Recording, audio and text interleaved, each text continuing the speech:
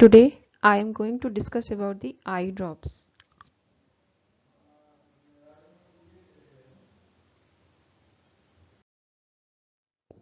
Eye drops क्या होते हैं? हमने अभी ऑप्थेल्मिक प्रिपरेशंस आपको इसके पहले वाले वीडियो में भी बताया था। तो ऑप्थेल्मिक प्रिपरेशंस में आई ड्रॉप्स आती हैं। ऑप्थेल्मिक मीन्स जो आईज में यूज़ हो। तो ऑप्थेल्मिक वर्ड जो यूज़ हुआ है आईज के लिए वो यूज़ हुआ है। तो ऑप्थेल्मिक सॉल्यूशंस में आते हैं हमारे आई ड्रॉप्स, आई लोशंस। तो आज हम डिस्कस करने वाले हैं आई ड्रॉप्स के बारे में। तो आई ड्रॉप्स क्या होते हैं? Eye drops are sterile aqueous और ऑयली सॉल्यूशंस और suspensions of drug that are instilled into the eye with a dropper. तो आई ड्रॉप्स क्या होते हैं? स्टेराइल एक्वस सॉल्यूशंस होते हैं या ऑयली सॉल्यूशंस हो सकते हैं। Sterile means free from micro organism. Aqueous हो सकते हैं मीन्स वाटर सॉल्यूशंस हो सकते हैं या ऑयली सॉल्यूशंस हो सकते हैं या सस्पेंशन फॉर्म में भी हो सकते हैं। मीन्स ड्रग हमारी सस्पेंडेड फॉर्म में रह सकती है। और कहाँ पे इंस्टिल किया जाते हैं? आइज में इंस्टिल किए जाते हैं। आइज में इनको अप्लाई किया जाता है with the help of dropper. Second point is they usually contain drugs having antiseptic, anesthetic, anti-inflammatory properties. तो मेनली जो ड्रग्स आती हैं आई ड्रॉप्स फॉर्म में वो है एंटीसेप्टिक्स आती हैं, एनेस्थेटिक्स आती हैं, एंटी इन्फ्लामेटरी इस टाइप की ड्रग्स आती हैं। एसेंशियल कैरेक्टरिस्टिक क्या होने चाहिए आई ड्रॉप्स के? तो हमने आपको ऑप्थेल्मिक प्रिपरेशंस के एसेंशियल कैरेक्टर्स पढ़ाए थे। सेम वही आपको यहाँ भी अप्लाई करना है। Should be sterile means free from micro organism होने चाहिए। Should be isotonic means should be iso-osmotic. Iso-osmotic means जहाँ पे इसको अप्लाई करना जा रहा है वहाँ का ऑस्मोटिक प्रेशर इससे मेंटेन होना चाहिए। कहाँ से? लैक्राइमल सिक्रीशन से। हम आइज में अप्लाई करेंगे तो आइज में लैक्राइमल सिक्रीशंस होता है तो उसका ऑस्मोटिक प्रेशर इसका ऑस्मोटिक प्रेशर सेम होना चाहिए। Should be free from foreign particles, fibres and filaments. इसके अंदर कोई फॉरेन पार्टिकल नहीं होना चाहिए, फाइबर्स नहीं होने चाहिए या फिलामेंट्स नहीं होने चाहिए। मीन्स कोई फॉरेन चीज़ नहीं होनी चाहिए। अगर कोई फॉरेन पार्टिकल या कोई फिलामेंट्स होंगे तो हमारी आइज में जाके इरिटेशन कॉज करेंगे या आइज में इन्फेक्शन भी कॉज कर सकते हैं। Should have almost neutral natural pH. And last one is should be stable during storage. Means जब हम इसको बनाने के बाद जो भी प्रिपरेशन है मार्केट से, इंडस्ट्री से आ रही है, होलसेलर के पास, होलसेलर से रिटेलर के पास, तो during its storage time period जो है ये स्टेबल होना चाहिए। नेक्स्ट बात करते हैं इसके फार्मूलेशन की। तो आई ड्रॉप्स के फार्मूलेशन में या फार्मूलेशन में जैसे प्रोसीजर बोल सकते हैं।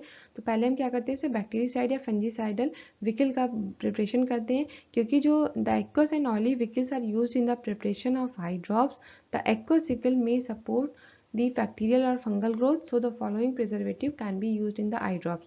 तो आई ड्रॉप्स में जो हम विकल्स यूज करते हैं वो एक्वस हो सकते हैं, ऑयली हो सकते हैं, और जो एक्वस विकल्स होते हैं उनमें बैक्टीरियल और फंगल ग्रोथ के ज़्यादा चांसेस होते हैं। तो इसलिए हम उसमें प्रिजर्वेटिव्स का ऐड करते हैं। प्रिजर्वेटिव क्या आते हैं? बैक्टीरियल और फंगल ग्रोथ की को प्रिवेंट करते हैं।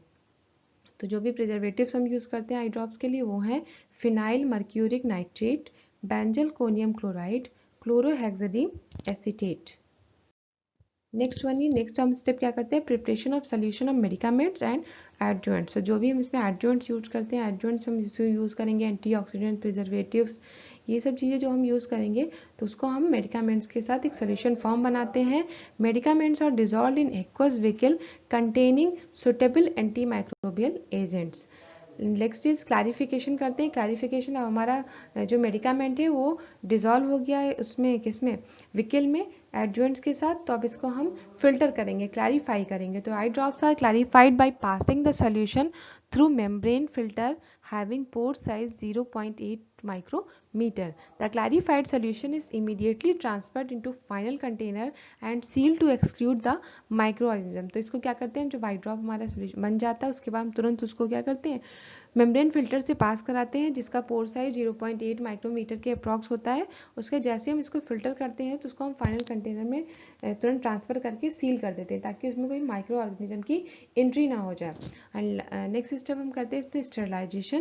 The eye drops are sterilized by autoclaving or heating with bactericide at 98 degree to 100 degree Celsius for 30 minutes और filtration through bacteria proof filter। तो इसका हम जो स्टेरिलाइजेशन करते हैं आई ड्रॉप का हम ऑटोक्लेव के थ्रू करते हैं। ये ऑटोक्लेव पे हम कितना हीट करते हैं उसको 98 to 100 डिग्री सेल्सियस की हीटिंग करते हैं 30 मिनट्स के लिए। और या तो हम इसके अलावा हम इसको फिल्ट्रेशन के थ्रू भी स्टेरिलाइजेशन कर सकते हैं। बैक्टीरिया प्रूफ फिल्टर से पास करा के भी हम इसको स्टेरिलाइज कर सकते हैं। नेक्स्ट चीज़ हमारा है कंटेनर। तो कंटेनर हम कैसा यूज़ करते हैं, जो भी हम कंटेनर यूज़ करते हैं आई ड्रॉप्स में वो हम यूज़ करते हैं न्यूट्रल ग्लास कंटेनर्स या सूटेबल प्लास्टिक कंटेनर्स का भी यूज़ करते हैं। जो न्यूट्रल ग्लास स्मॉल बॉटल्स होती हैं उनमें उनकी जो कैपेसिटी होती है 4 to 8 ml की होती है। It has 2 polypropylene screw caps. इसमें जो ऊपर स्क्रू कैप होता है वो पॉलीप्रोपाइलिन का बना होता है, जिसमें कि 1 फॉर अटैचिंग, एक जो है अटैच होता है सिलिकॉन रबर से, और rubber to treat the container and covering the teat. तो इसको हम बोल सकते हैं, जैसे आप लोगों ने ड्रॉपर देखे होंगे, ड्रॉपर का जो ऊपर रबर होता है उसी को टीट बोलते हैं। तो यहाँ पे जो टीट वर्ड हुआ उसी के लिए हुआ। तो ये पॉलीप्रोपाइलिन स्क्रू कैप्स की बनी होती है, और जो टीट होता है वो हम उसको जो प्लास्टिक कवर, जो ड्रॉपर में ऊपर की साइड जो रबड़ होती है उसे हम टीट बोलते हैं।